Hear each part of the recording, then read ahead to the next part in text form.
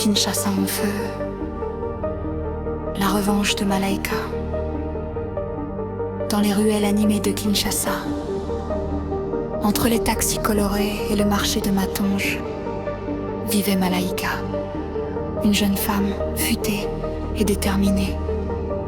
Elle avait grandi dans un quartier difficile, perdant sa famille dans une attaque mystérieuse, alors qu'elle avait seulement 12 ans.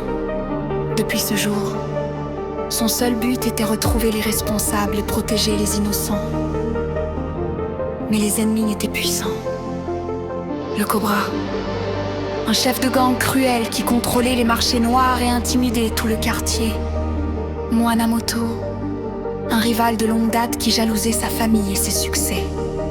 Un soir, alors que Malaika vendait des cartes de téléphone sur le marché, elle surprit une réunion secrète entre le Cobra et Moanamoto, planifiant de prendre le contrôle de tout le quartier et de faire disparaître toute résistance.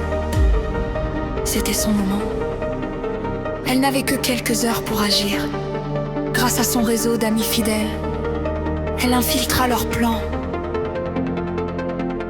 Elle suivit leur déplacement. Elle sabota leur cargaison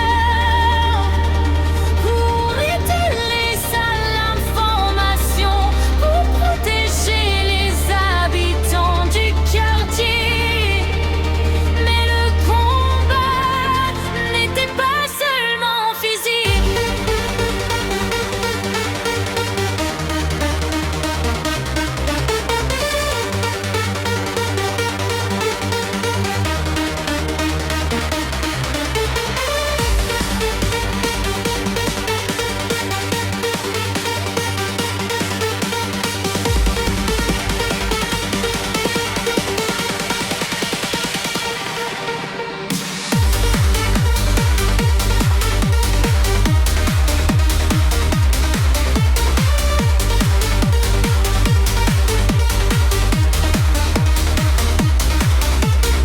Malaika devait affronter ses propres peurs et doutes.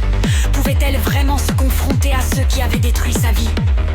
La confrontation finale se déroula sous le pont du fleuve Congo, au cœur de la nuit. Le Cobra et Moanamoto pensaient l'avoir piégée, mais Malaika, avec stratégie et courage, réussit à les neutraliser sans tuer personne, prouvant que la justice peut être forte et humaine. Le quartier entier se rassembla autour d'elle. Les habitants, qui avaient longtemps eu peur, retrouvèrent espoir. Malaika regarda le fleuve scintiller sous la lune. Elle avait vengé sa famille, mais surtout